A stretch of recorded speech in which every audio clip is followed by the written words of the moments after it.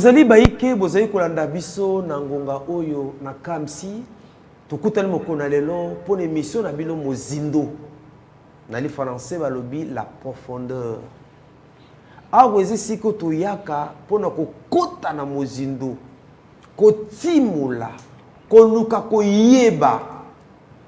Merci na Benjamin Luyeye o azali kuna nanzela masini pe équipe technique mobimba nzamalola amona bino apambola bino pona mosala kitoko bozali kosala. Lelo na émission na biso mozindo tokolobela mingi milulu minene oyo ezali kolengelama na ntina na ekolo na biso. Boyebi ete mokoloto ya kimia ya boyokani ebaki kotia makolo na mbeka na mboka bolimbisi Amerika na lisungi na nkolo oyo aleki na nzela mosali na ye mokambi Amerika Donald Trump e na ntina na mokambi ya mboka Amerika ayebi bongo kotinda base na nzambe bazali nzinga na ye koya na ngumba Kisasa na ntina na koyeba kobongisa oto bengi na li français culte y action de grâce na ntina na milulu ena yango nde tokomeka kolobela l'émission lelo et puis na masolo lelo tokolobela lolenge nini moko na biso asengeli kozala momemi kimia na boyela zali ngai moko te na loboko na nga mwasi ane bandeli tozali bongo na ndeko Petit Casimir boze komona ye yazali bongo molakisi chef de travaux na université pédagogique pardon université de Kinshasa bolimbisi azali doctorant en sociologie bientôt professeur d'université yewana azana biso na plateau alandi sami bongo na mosako na nkolo Hervé Lelo boze komona ye yewana azali pe moko ba soda kati na nkolo. Na loboko na nga mobali tozali na moto na nzambe meya yazali moko ya bakambi na église ya Bolamukito RC azali mingi kosokipe na encadrement de jeunes azali opérateur social Thomas na nzambe meya azali pe moko ba communicateur ya minene ya mboka oyo. À chaque fois qu'il y a des événements, makambozo le kakati na mboka, ya zanga kate koya koloba na bosembo mpona kosunga ekolo na biso tozwa information ya solo.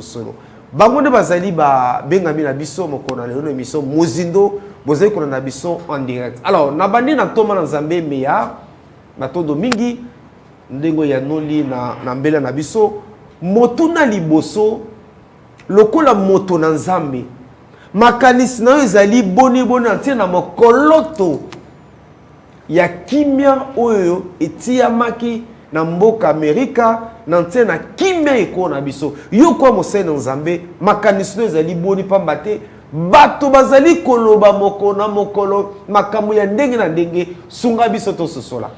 Vraiment napesi balandi nyoso ya télévision Kamsi mbote mingi et puis bana Congo oyo bozolanda ngai ba sali ya nzambe pe communauté na biso et puis ba confession religieuse nyoso et précisément tata ya mokonzi ekolo pe balandisa mina simana ye pe maman na biso Denise et au même moment je salue tous les travailleurs oyo bazali kosala pona mboka ekeliboso. D'abord, la première chose, moi je suis dans la joie. Et c'est mon angazali que l'isakoli et kokisanga. Prière na biso ezalaki ke bitumba esila na Congo, mokoloto e signamé de manière que baingambo pe biso tozala na kimia. Na sepeli mingi po bitumba oyo nzamba bundi. Et c'est mon angazali nzambe alakaki biso pe akokisi.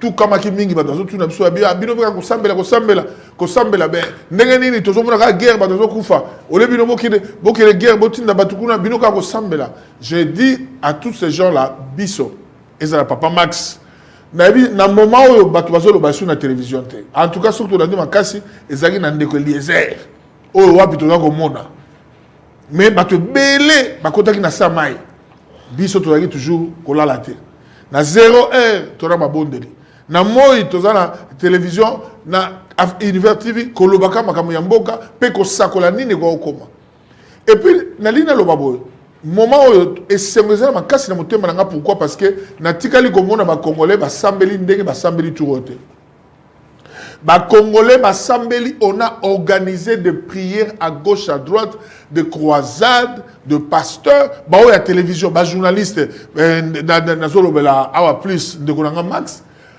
na kati na émission nyonso ezengaka kolo ya nini pasteur ndenge mboka tout le monde de la Pona Mboka. Il était là et ils ont soutenu le chef de l'État, Max Oza, capitaine équipe. Tu vois, sur le chapeau. Alors, on a soutenu le chef de l'État. Max était là. J'étais là. La nuit, on ne dormait pas. On était là, Nababoutou, je passais en direct parce qu'il faut l'assemblée dans le Congo Mobimba. Bandeko Goma, Bazo Benga, Bao Bazana, côté où ils ont occupé Bazo Benga. Batuna États-Unis bazo benga bazo koma pourquoi parce que balingaki to bonde la pour année donc ngai pona ngai na minute signature yo to pesi victoire na Yesu to tomboli Yesu pourquoi parce que sans amé en tout cas je sais pas ce que nous serons oh ba infiltrer ba kota ki na forme nyoso te sikoyo bazo bima donc ba komi lo ba tsomboki la ko hein to ba lingala te o ba tsomboki la zani ya mo ba kota na ba mbeto ba abomba na kati sikoyo ba komo bima bango moko. Donc, bakomi ko kanga bango na pété. Batu moko baki na makanisi mabe pour na mboka, makanisi mabe pour na tata mokonzi ekolo, ba balingaki ke na Congo bitumba e continuer kaka pour bango baliaka mbongo, ba musu ba voami na sima bitumba o. Somba eloko boye pour na bitumba ya ali mbongo. Mabele ba pese bino bokengela bozu mbongo boteki mboka.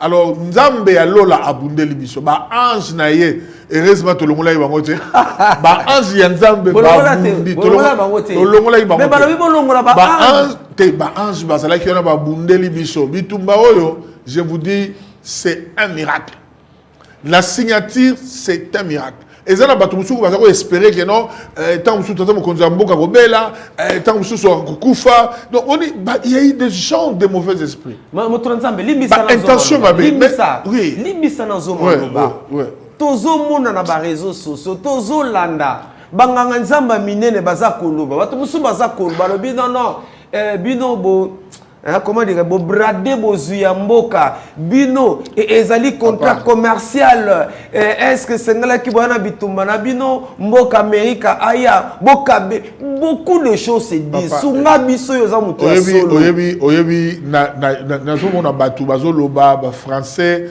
mais mboka tambola na français te mboka pe tambola na diplôme te bo excusez moi batu mingi bali ko développer makambo mais o ezo salema ba omona te bitumba o nzamba koti bato nzamba koti po bakanga bitumba o nzamba moni bango te oyebi eloko e salemi bato zo bateki mboka ndenge ni biso basali ke non kimiezala tala histoire ya nini ya roi ba mama mi balé moko mwana kufi moko mwana za vivant allez baba di ko ndongwana mais il fallait kimiezala donc il fallait sagesse moi je me dis tout le président moko za maele.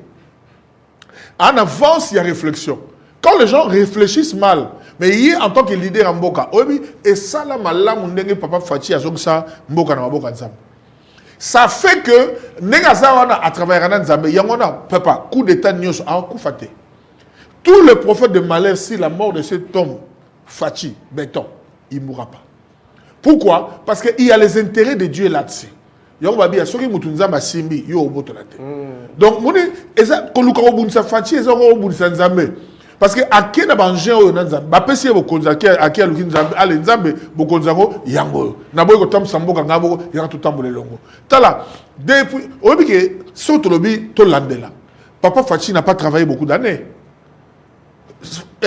FCC na cash ba récupérer mandat liboso pratiquement paralysé il n'a pas pu travailler jusqu'à ce que système qui déboulonné comme il avait prophétisé. Quand Fachi est passé, il a commencé à prophétiser. Le premier parole de notre chef de l'État, il prophétisa. Il dit, je vais déboulonner le système.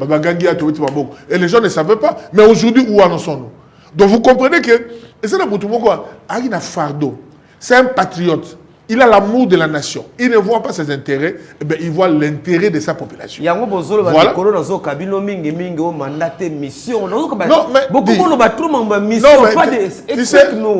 tu sais, ton mandat va déterminer ta mission. Ah, ok, Nanzambe. La mission.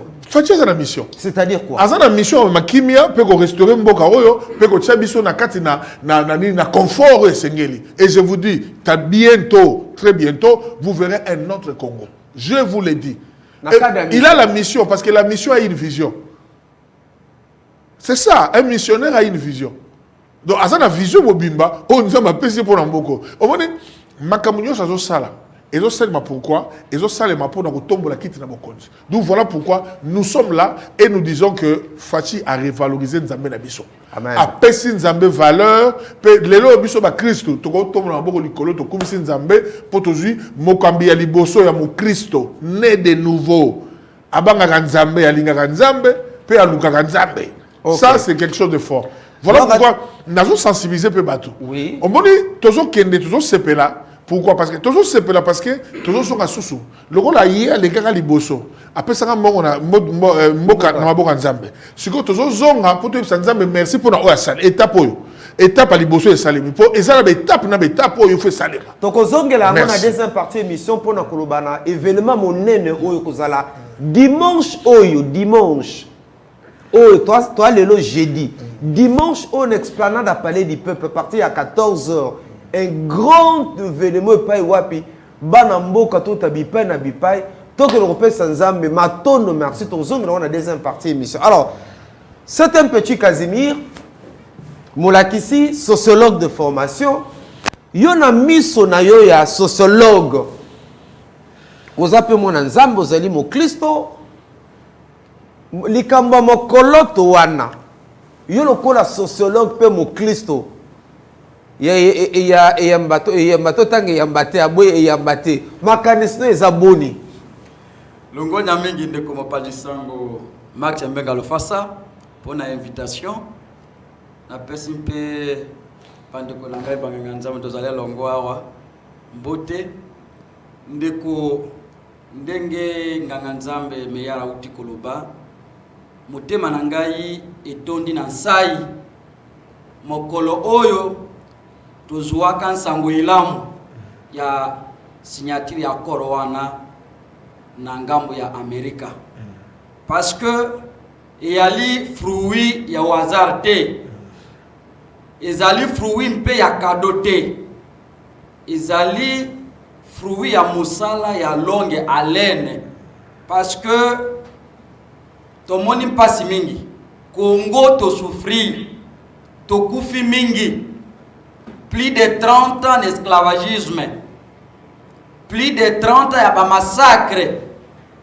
Bitumba moko oyo tozali ba innocent bato basili.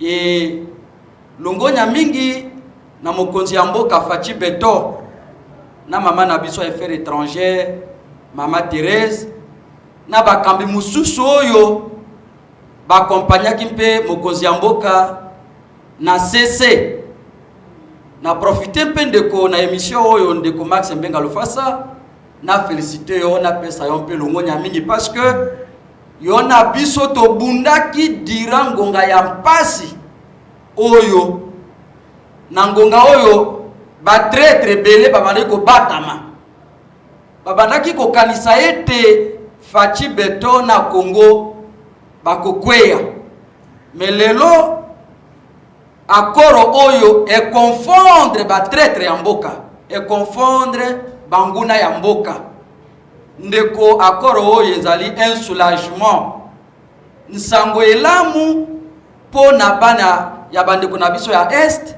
pana bakongomani nyonso pepo na kimia na Afrika na biso tobengi Afrika ya Grand Lac ndeko oyebi ke moto nyonso oyo azali par exemple na esclavagisme sali na ezalaka kimia kimia eleki nyonso soki kimia ezali te développement pe na mboka ezali te. Il faut que féliciter mokonzi ya mboka Fachi Beto na likanisi ya malamu na bitumba oyo azali ko bunda butu pe moi po azongisa kimia na mboka oyo. Kimia eyali symbole ya développement, symbole ya avenir. Soki tozali na kimia tokoye balolenge kani ya kosolola entre biso bana mboka, ko organiser mboka na biso, ko sala musala po mboka na biso ekende liboso. Ngai nazali étonné pe mpasi ezali ko sala ngai tangu nazali kolanda pe komono bakongomani mususu oyo bazali kosala campagne ya mabe pona accord oyo eza accord ya kimia. D'ailleurs kombo ya accord ezali accord ya kimia. Siko mabe nini mokonzi ya mboka sali po aluka kimia na mboka kimia ezongi. Ndeko bitumba oyo na mboka na biso depuis plus de 30 ans. Parce que nalandi même na bilili banganga nzambe mususu oyo bazali ko diaboliser bazo continuer ko diaboliser ba effort non seulement ya mokonzi ya mboka Faci Beton mais ba effort mpe ya bana mboka ngamo na ngamo oyo basali pe na bapaya mususu oyo bazali ba partenaire na biso oyo ba accompagner ki biso to mona ki meme na ngambo ya non na poto mindele na ba étranger mususu oyo ba soutenir ki biso ba ko sala ba marche ko accompagner lutte oyo biso ba congolais to ba ko sala awa na katikati ya mboka.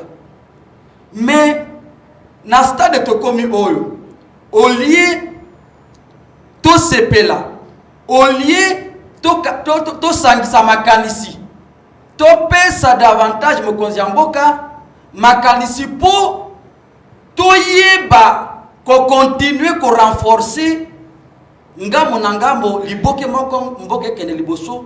Mais le fait ya komono bato mususu bazali ko diaboliser, je regrette parce que je me pose toujours la question.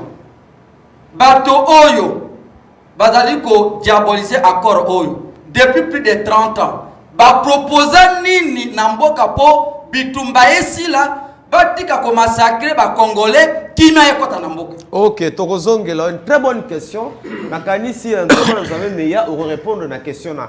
Bandeko bazali ko babiloba loba.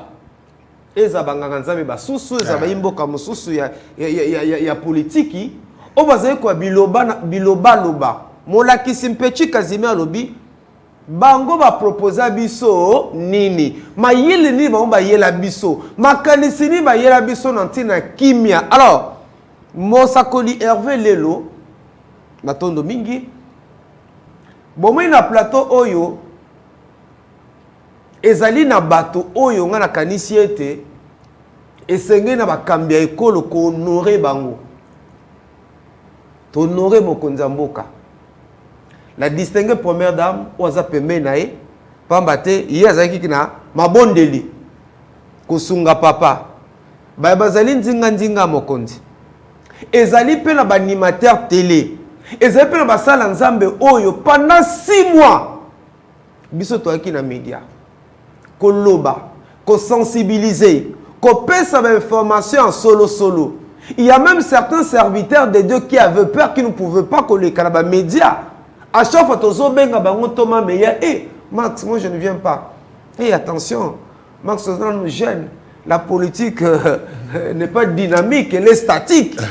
Mais le bangwana batondi na média koloba.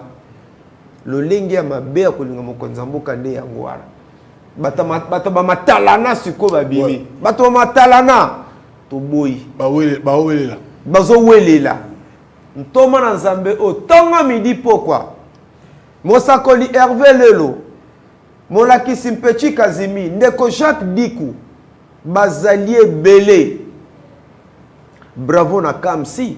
O a disposé l'espace na ye pona kobunda pona mboka. Subo honoré biso pe vivant mabezabi. Voilà. N'est-ce que vous avez la to kufi boye na ba cercueil non bon honoré biso pe vivant pamba te biso to bunda ki na micro na ba information solo. Mosakoli Hervé to matondo mingi makaniso ezaboni na ntina makolo to oyo lelo ba dongolo miso ole ba beta maboko ba yena biloba loba. En tout cas ndeko Max Natondi Obotondi Et le lot, dans l'émission, déjà, concept dans les agriculteurs comme Zino, donc c'est la profondeur. Très bien. Donc, on ne sera pas superficiel, mais on va creuser très profond. Ma connaissance par rapport, il y a. Micro. Oui, ok. C'est bon? Ouais. Kobane Koloba. Ma connaissance par rapport, il y a mon coloto. Parce que tant qu'on va pas Mon coloto. Mon coloto. Eh. Les autres exemples que Wali, Congolais, des pères et des mères, des grands-mères et des arrière-arrière. Donc, pour le Babo, il faut ça Congolais des souches. Donc, mon coloto, toute signature, il y a accord na Mboka America. Biso toko attribué victoire wana ne pas à Yesu. Parce que le Congolais a prié. Bible le dit, je crois quelque part dans le psaume que les lionceaux éprouvent la disette et la faim, mais ceux qui cherchent l'éternel ne seront privés d'aucun bien. Amen. Donc on a eu le temps de prier et le Congolais a prié. Nous avons passé les grâces. Tous mon coloto.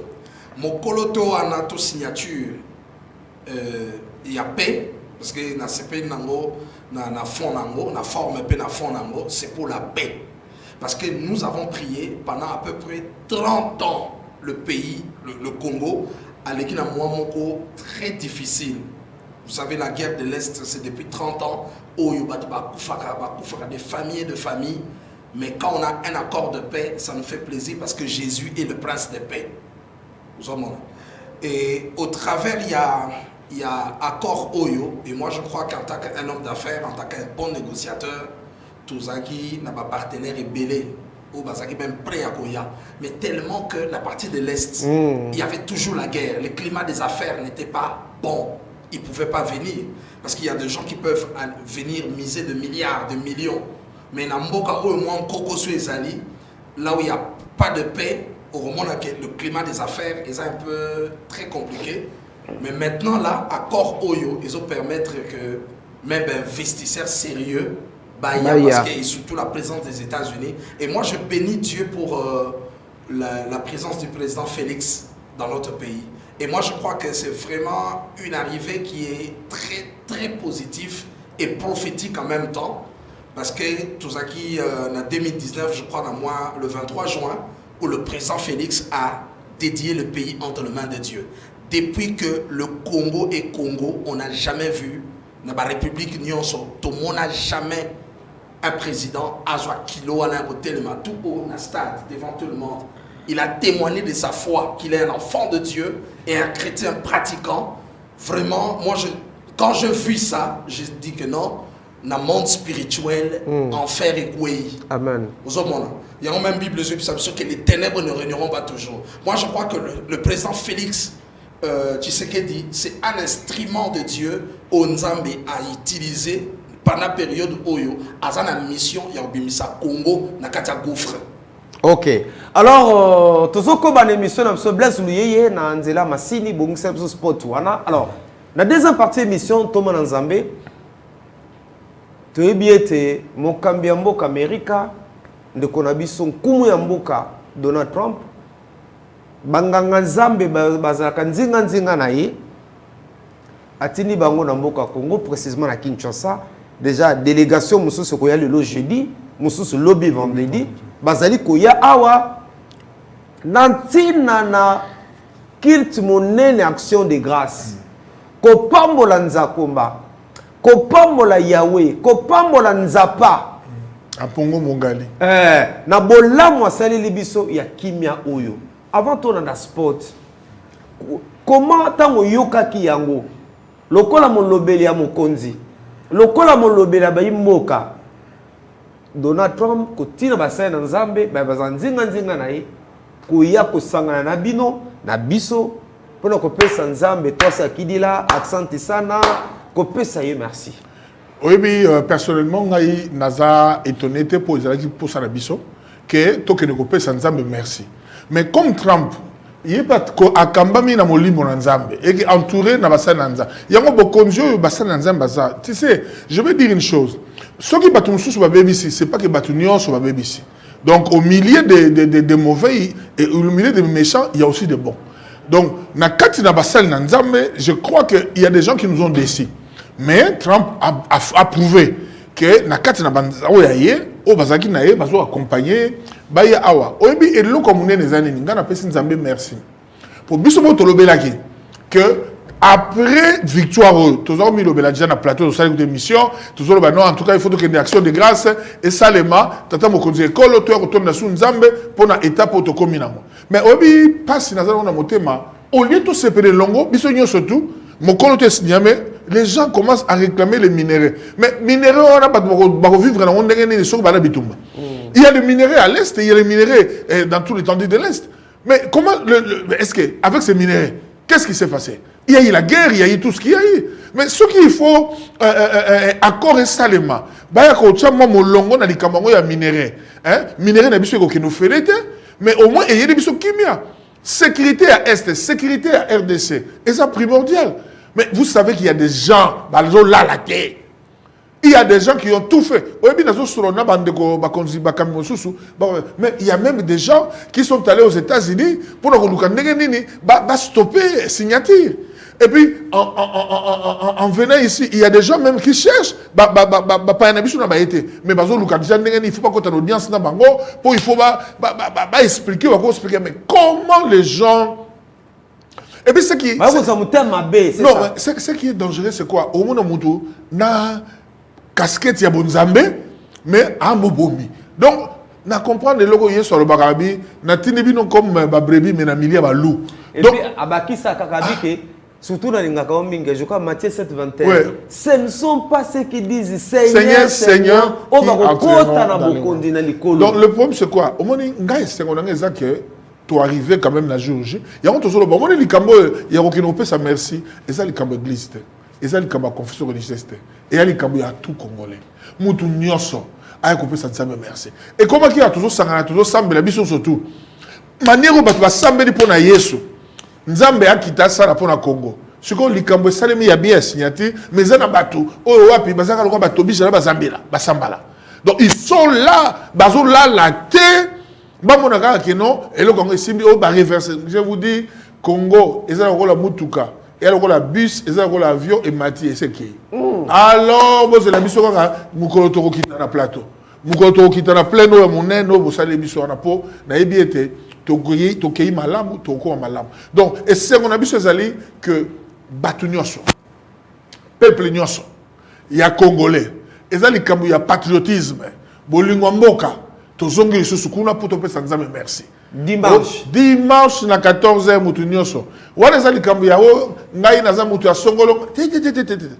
nous appelons tout le monde et je vous dis Nzamba Sungaki au transport écolégaleka Toromonango au bis eleki onini papa sale fort soki bezate joa makolo yaka po biso toye kokumisa Nzambe toye pour tomber la quitte na bokonzi na Nzambe to pesa ye merci pour na ya sale Bible dit rendez grâce à Dieu en toutes circonstances.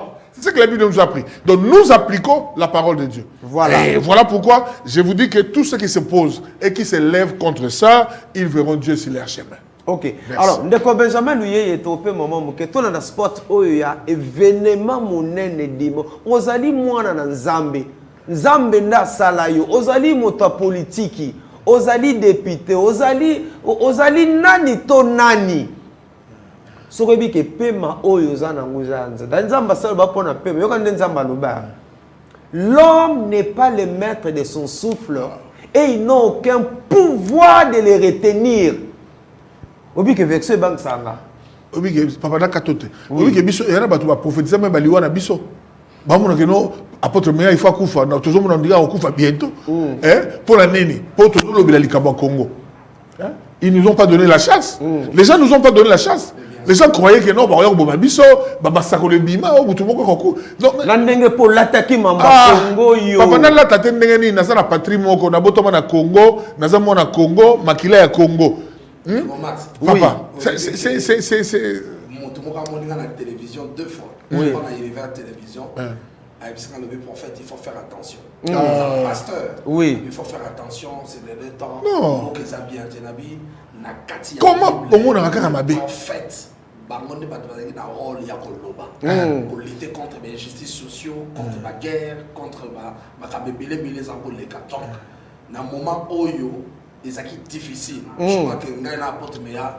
De jouer un rôle hautement prophétique. Je crois que l'émission est le 17 juin. Et puis, tu as annoncé que le 30 juin, tu as fait un mot, mais ça l'a mis accord. Washington, en tout cas. Tout là, dans le spot,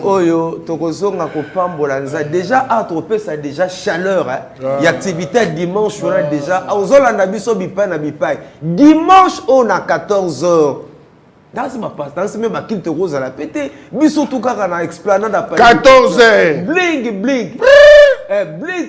Quand on a dit tu vas pembe beau. Mais surtout bling, bling. T'as bien Zambé. Nzemboka. Na personi ni. Zambé nanga na pesa yoni. Na personi ni. Zambé nanga na pesa. Na moi sosa. Yesu aza elengi Yesu. Toi quand mais surtout au côté de Mulongo. Yosko na bana bandimi no bozoya. Drapeau, voilà, Benjamin lui est tout dans nos spot où il a annoncé événement mon akit action de grâce dimanche on explanade à parler du peuple tout là.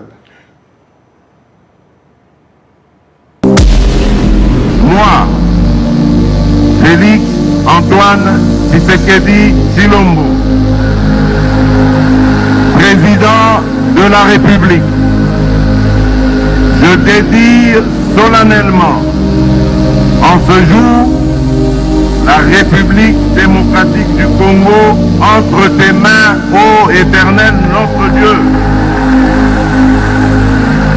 Libota na nkolo pe baimboka banso na bokamami atata mokonzi wa ekolo Félix Antoine Tshisekedi Tshilombo tobenga bi banso na losambo botondi nkolo mpe kozongisa lokumu epai na ye na ntina na mokolo to ya boyokani esalemaki na mboka Amerika toyeba ete bokutani ya losambo yango ekozala bongo o mokolo dimanche 13 juillet 2025 na esplanade ya Palais du Peuple na ngonga 14h elongo na basena nzambe minene ya mboka Amerika na botinami ya Donald Trump na mama na likambo boyokani ya molimo mpona kimia mpe bolamuki kati na ekona biso mpe Amerika tokozala bongo na mosambo malendisi maloba masakoli mpe kotolo nzambe mpe kogumbamela ye kobosana te banso lisanga toya meke omokula dimanche 13 juillet 2025 na ngonga 14h l'esplanade à Palais du Peuple kotono nzambe pona kimia ya solo mpe manso asali na mboka na biso Congo boye malamu na bino banso mpe nkolo apambola bino.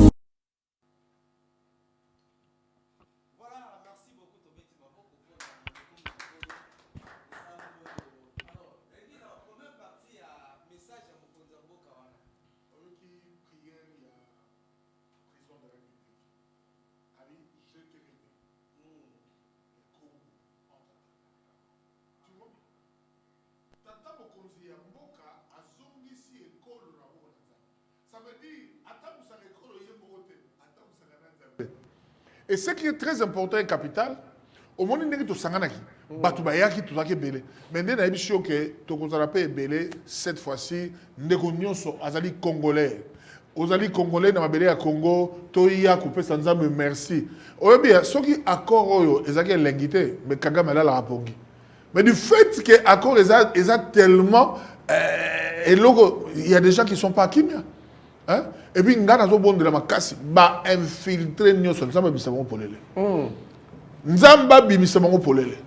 Obi Bible lobby ba infiltrer nzamba bisabango polele. Bible lobby, il n'y a rien de caché devant qui ne Dieu. soit découvert. Tout est à nu. Et à découvert. Devant le donc, dès que il y a une prière, toujours ça là. Nzamba ça là que batu nyoso bazana motema be. Dikona Congo, dikona tata mokonzi ekolo, dikona kitarabiso. Nzambe apibisa bango na poissa. Ba mona na poissa. Babima, bakima même kokima. Alors parce que et logo bazo sala ezo pesa nzambe lokumute. Yango tolingi Congo moko. Tolingi Congo lisanga, pe tolingi Congo béni. Donc ba o baza ba mal intentionné à je dis beaucoup ça ba non partant na kata course. Tozo senga na bino logo moko. Bo kangama na nzambe ya Congo Yesu aza ya solo. Ngana yebisu bino Yesu aza ya solo. Ndenge ba infiltrer biso. Ndenge ba randa biso faible. Mboka za kaka non ba mboko bibi tumba malonga salemate ezalaka o baye mutu moko coopérer ba genre mais tala ba wazalendo au moins tant ba 5 tant ba 10 na ba arme mais ba kimisi armée mobimba ya Rwanda o ekotaki donc c'est pour dire que Nzambe azalaki en marche atie maboko na ba wazalendo atie maboko na FARDC atie maboko na diplomatie na biso voilà pourquoi tu es sur Nzambe lokumu. Alors voilà. Molakisi un petit Casimir lokola Molakisi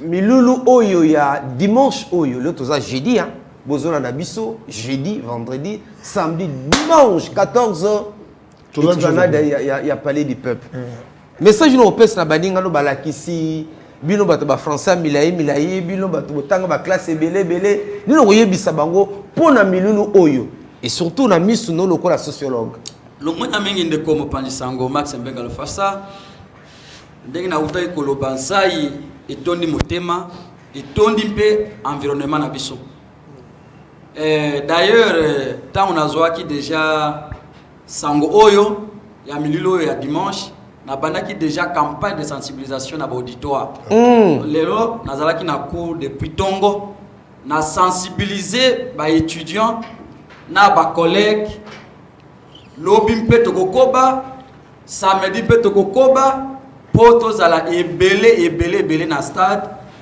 to na palais du peuple ngana kozala déjà wana parce que oyo ezali makambo ya Congo okota première messe te na paroisse Saint-Esprit le vouloir wana eza déjà messe rencontre wana palais du peuple ezali déjà messe ezali déjà culte donc présence ya bato nyonso présence na biso na milulu wana ezali déjà lolenge ya kotono Nzambe botondi ezali lolenge ya kosambela ensemble bana Congo nyonso balingaka Congo ba patriote nyonso bisika nyonso bozali bisika nyonso tozali bato nyonso balingaka Congo balingaka kimia oyo babelelaka nkolo butu na moi po kimia ekota na mboka po bitumba esila po bana ya este bazala na kimia na ibete mililo oyo ezali affaire d'état affaire ya mboka affaire ya bitu nyonso ozolo balokola enseignant ozolo balokola pasteur ozolo balokola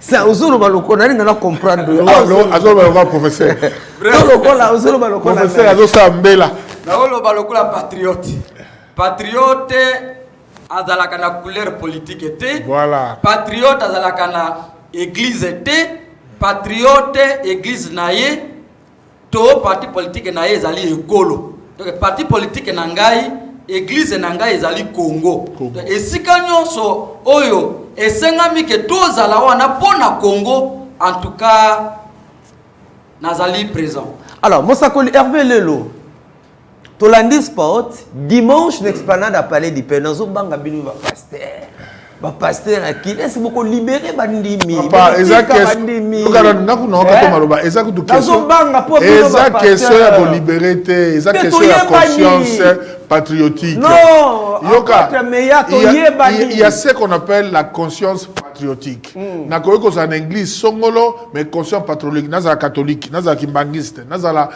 soko mutabunu dia Congo nazala église de réveil nazala église nalobi ezaki question ya conscience patriotique na lingaka mboka na ngai lokola eza likambo tant que na robeta bale Congo équipe nationale zo beta bato bakenda kuna eza conscience ni patriotique non bato baligi mboka na bango baligi équipe na bango tala totonde na stade tozo ko kumisa Léopard transport na yo moko transport na yo moko super beau poli papa super beau poli mais transport na yango wana oyo tozo beta oyo ezao to benga eza match eza équipe nationale toye ko kumisa Nzambe voilà donc yango tozo ba kimoni Congo Congo tolobaki yango Congo atala kwa joker na mboka Nzambe na minute ndenge Nzambe simso lokola joker donc biso peut toujours ko Nzambe merci pour Congo ne joker.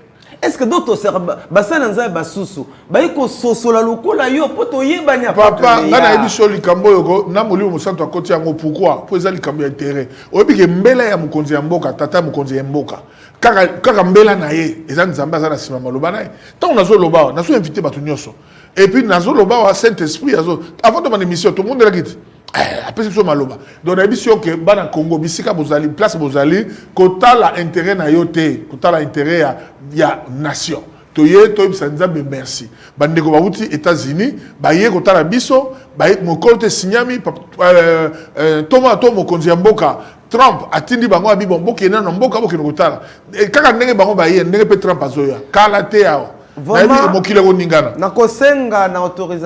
le président américain arrivera bientôt au Congo. Très bientôt, vous le verrez Trump ici en RDC. Il y a Dipro, il y a un programme, il y a AP Ndeko Nzamba Sali, il y a Misoto, la chaîne qui toque, moi, on a Christian Lumo, samedi, tout un spécial. Donc déjà que vous avez image, on a déjà un niveau, il y a parlé, explanade à parler du peuple, il y a un instrument, un podium. En tout cas, ce Bazolanda spécial. Mais lui, monsieur Christian Loum, un patriote. Hein? Si nous avons l'émission, il a payé combien? Il a payé combien? Mais c'est son argent. Il a investi. C'est des gens encouragés à soutenir. Voilà pourquoi moi je dis merci à papa Christian Loum. Nous avons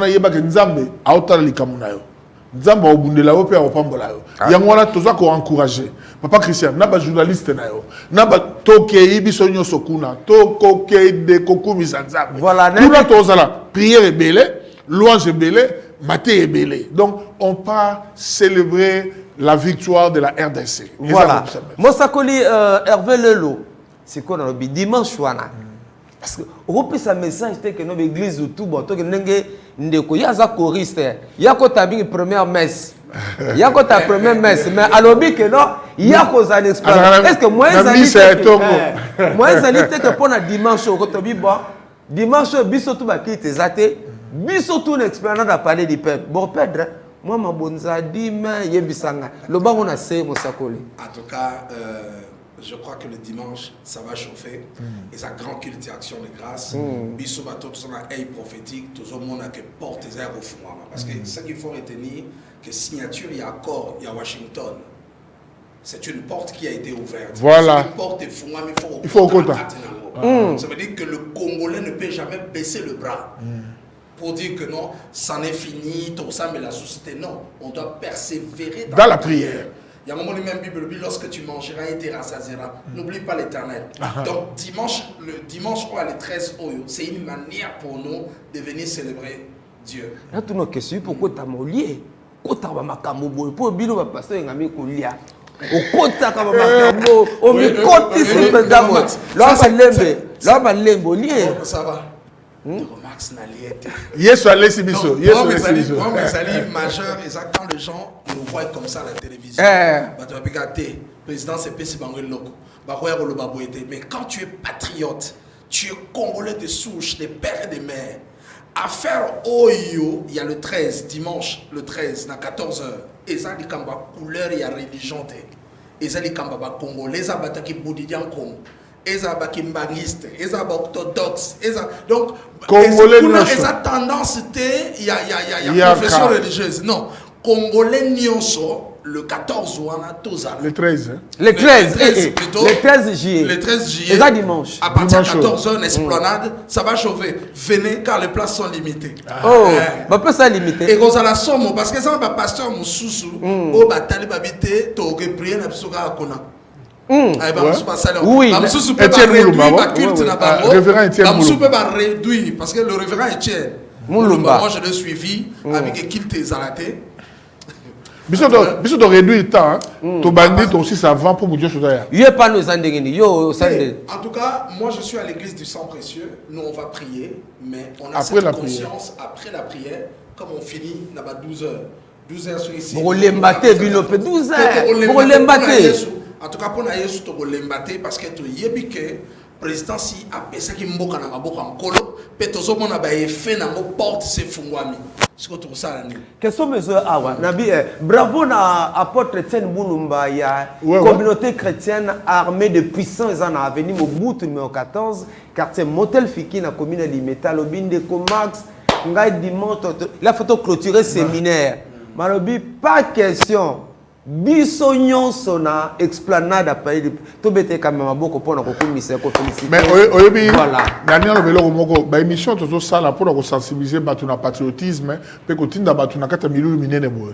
Moi j'ai eu beaucoup des appels et j'ai eu beaucoup de messages. Lobinga na tangi ba message batu baza musika ba musu bazo bisanga baza na maluku. Mais to sala ndenge ngala bi papa. Ndenge kaka ko yaka ko luka ko tala match. C'est de la même manière tu peux venir glorifier ba biso to ko sala. Na zayi ko surprise ndeko moko bi na bi papa na landa kabino. Na landa kayo surtout ma prière à 0 heure sala to bonde la longo. Na mikolo na partout na on les gars papa na mona ki na prière na 0 heure. Papa na mona ki na prière nyo so la pour na RDC. Donc biso na 0 heure to ba di prière. Mais papa, yo kanga, est-ce que muta na mboka mibale? Obi naza à l'aise na Congo koleka mboka nyo so na tambola. Tout le temps, aux États-Unis, on a toujours une relation sur quoi. Mais je te dis, au temps, même à Paris, toujours aux gens, vous avez mais au Bikende, na tambola papa, mukanda to mukanda te to so naza à l'aise na mboka na ngai. Et le cas jour mon victoire, non qui t'abonne mon rabat baye, au so ba bureau de. Laissez présentez-vous.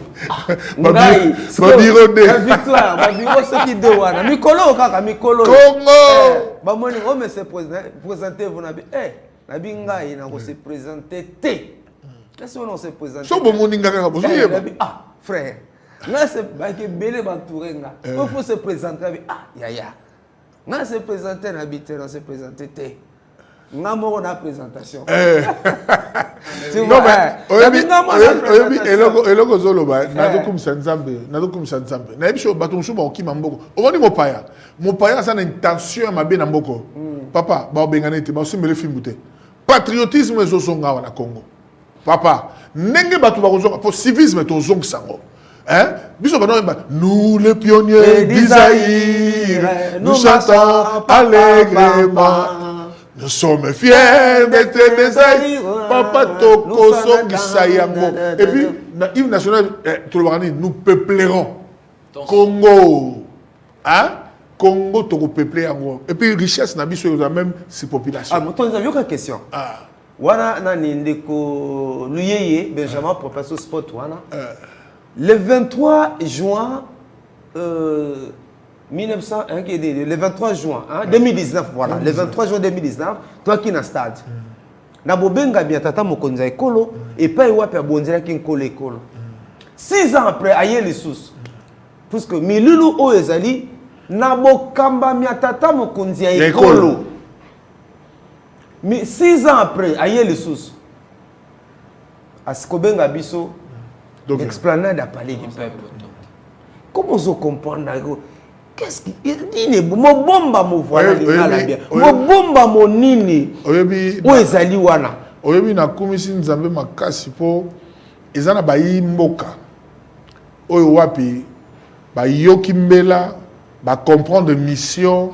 Pe bazana sima tata mokonzi ambo ezana ndeko moko Antoine Gonda ambassadeur itinérant na kati ya makambo aza on dirait mutaza la cuisine interne mais dans les coulisses c'est lui qui a fait les sifflets abeteli biso mololo abi pasteur boyana ba ndenge zaona bino bo pesa ki mboka na nzambe tata mokonzi pesa ki mboka na nzambe to keiguna siko to signer alors ba pasteur baza au moins 13 pasteurs o bazo uta États-Unis bazo ya ba o basala kana bureau de prière. Il y a un Américain. Oh, gars comprendre. Donc na kati ya Maison Blanche, eza na cellule, eza bureau mobimba, ya basali na nzambe oyo batambusaka tata mokonzi ya mboka na ba prière pe na ba conseil na orientation. Gars comprendre na bia me makambo eza sérieux. Voilà pourquoi toujours mona na ebisio ke mutu nyonso azoya na malobo eza contraire na mboka na biso ebeti poto. Pourquoi? Parce que toujours qu'il y a un vent au Yoana. Il y a un moment tant qu'on va négocier baroya, bakuta biso na congolais. Déjà bazoa déjà le.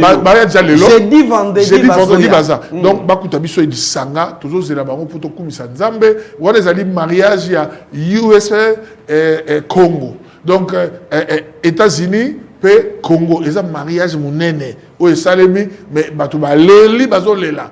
Menga na ebisio ke nan to monite mais to komona Congo yo koleka o to yebaka. Moutoum se zoya. Na 2019 tata mokonza lobi kolo na bonzelo mboka. C'est tout du Kamwana. Dondwa kamba.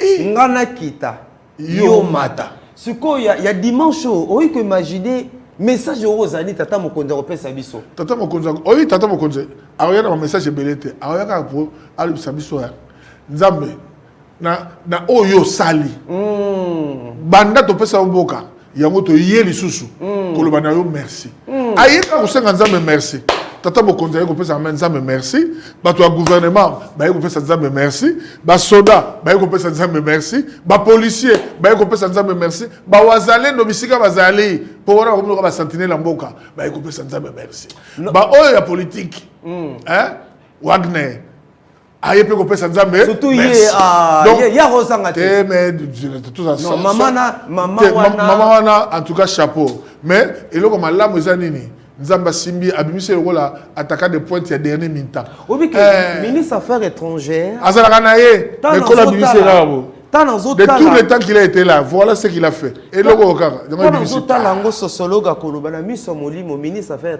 étrangères maman na biso wana maman Thérèse merci respect beaucoup de respect lakisa biso ke moi ça ri kotonga mboka aye ko boma ba slogan ya mbindo ya salité ya nkeler moi ça tonga mboka te moi si nzoto koliana moi si koliana ndoki abu pia c'est aussi l'interpellation pour la bana sebele ba maman bana basebe okasa ki moi c'est ça kabelo ki moi c'est zali mesh ki moi c'est zali kapela abo mikolo make up en anglais make up ki moi si make up au moi si kapela na ngulu moi si nini moi si faux chirurgie esthétique chirurgie esthétique au moi si faux nini kimbuta Eroyo aye ko bomango wo sociologue oyebi ke ba maman ba telemi na makambo papa zoma lo bana maman ministre ya affaires étrangères vraiment a valorisé la femme africaine voilà a valorisé femme congolaise parce que au moni tant on azo landaka ye concept moko na sociologie lo baka que makambo nyonso to pensaka to représentation ya bato lolenge ya bato ya kotala makambo ezali naturel te ezali construit ça veut dire lolenge mususu ya kotala makambo eza bato nde ba créer mais ba pesa sens na lolenge ya mabe et maintenant qu'est-ce qu'il faut il faut déconstruire mpe ko reconstruire yango ne maman ministre Thérèse azali ko sala donc azotal sabiso que ba représentation sociale nyonso ba loba ete mwasi atongaka mboka te ezalaki nde ba représentation sociale oyo ezali ko refléter réalité te ya talisi biso ete il faut ko déconstruire ba mentalité ya mabe wana parce que ba mentalité wana e bandaki ko inférioriser femme congolaise voilà donc pour l'instant à déconstruire pe to bandi suko ko reconstruire image ya malamu oyo femme congolaise il faut azala na yango bana basi na biso bazana ba université ainsi de suite ba intérioriser ba mekolaye pour Congo ya lobi ezala construite à travers basi na mibali sociologue oyo beloko ba maman wana lobi kalezaki soki papa mususu azobota basi ouais faut vous que la mwasi mususu pa botelanga mwana mobali mais sikoyo doka Wagner eloko asali papa na ye soki azali aza na sengo pe fierté ya likamuke mwana nga ya mwasi yango wana mwana mwasi pe akoko bansomi biso yeka bala somi bala mibali tete mwana mwasi pe akoko mwana ansomi oyo wapi afan si libota atomolo donc voilà donc biloko mona sociologie oyo wapi et doit changer. Moi, je compte sur les femmes maintenant. Et j'ai compris que tous ont la égalité. Très bien. Voilà. Dans ce cas, il s'agit que maman Nabiso y a affaires étrangères. Et que ça, le rapport, le quoi, Yesua. Si mission, ça, le rapport, il peut faire père, tout est accompli. Voilà. Parce que maman, qui a ça, le rapport, et pas à mon konzamboka. Tant à côté, image, on a qui biso yon soto. Mon konzamona bi. Bravo grande dame. On a béton talobaki. Bravo grand. Il y a mes respects, excellence. Avec mes respects excellence et béton lobby. Bravo grande dame. Abaki c'est one konzambo kalobi. Instruction donnée, résultat obtenu. Instruction donnée, résultat obtenu. Instruction donnée. instruction donnée, résultat obtenu. Yo pose un ministre aux Olanda Bisso. Est-ce que instruction mokonzambo kapé ça yo? Aujourd'hui les choses petites disent résultat obtenu. Bana bazana balabala. Bao senga senga. Bazo yanga malili oyo. Est-ce que ministre affaires sociales? Est-ce que béton mokonzambo a eu peu koloba instruction donnée, résultat obtenu? Tozong la un jour d'émission. Tout dans sport oyo. Tout qui est dans sous émission comme ça. Tout ça la mbela. L'assistant tozonga na na makamba koloba. Moi, Félix Antoine Tshisekedi Tshilombo, président de la République, je dédie solennellement en ce jour la République démocratique du Congo entre tes mains, ô Éternel notre Dieu. libota na nkolo pe baimboka banso na bokamami ya tata mokonzi wa ekolo Félix Antoine Tshisekedi Tshilombo tobenga banso na losambo botondi nkolo mpe kozongisa lokumu epai na ye na ntina na mokolo to ya boyokani esalemaki na mboka Amerika toyeba ete bokutani ya losambo yango ekozala bongo o mokolo dimanche 13 juillet 2025 na esplanade ya Palais du Peuple na ngonga 14h elongo na basena nzambe minene ya mboka Amerika na botindami ya Donald Trump na mama na likambo boyokani ya molimo mpona kimia mpe bolamuki kati na ekona biso mpe Amerika tokozala bongo na bosambo malendisi maloba masakoli mpe kotolo nzambe mpe kogumbamela ye kobosana te banso lisanga toya meke omokula dimanche 13 juillet 2025 na ngonga 14h l'esplanade à Palais du Peuple kotono nzambe pona kimia ya solo mpe manso asali na mboka na biso Congo boye malamu na bino banso mpe nkolo apambola bino.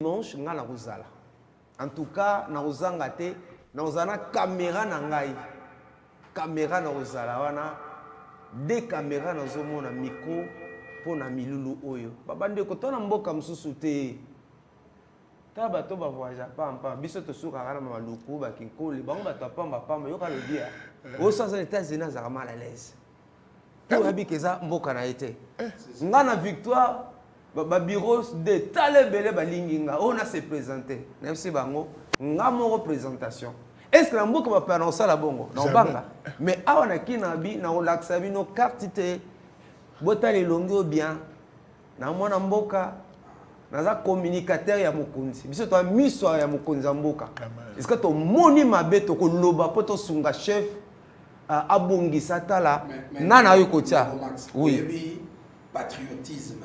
Ils ont pour par exemple, ceux qui nous avons moi dans mobile, azaka jamais na peur moko ya koloba que non. Ah, nazo banga lobi na olamuka na moi na mwasi.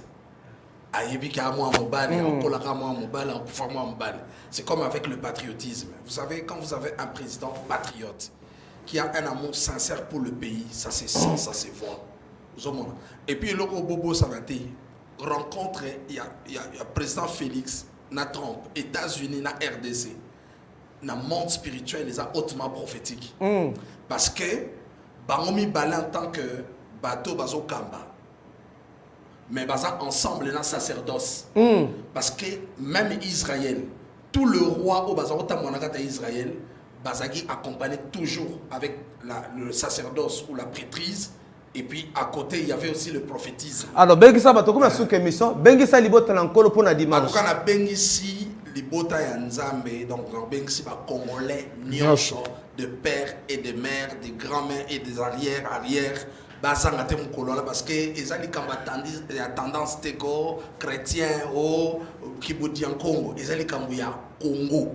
Donc biso nyos tous à la wana drapeau na biso ezaka likolo Jésus-Christ est Seigneur. OK, merci beaucoup. Nabi que ton sœur na bakondi ya Kamsi télévision na mwana mboka Christian Lumunde ko Dipro en tout cas Jacques samedi hein spécialement quand on a ba mbunda ba instrument et ko yinda déjà ba image ya Explanade à palais du peuple. Topes bango cas. avant goût.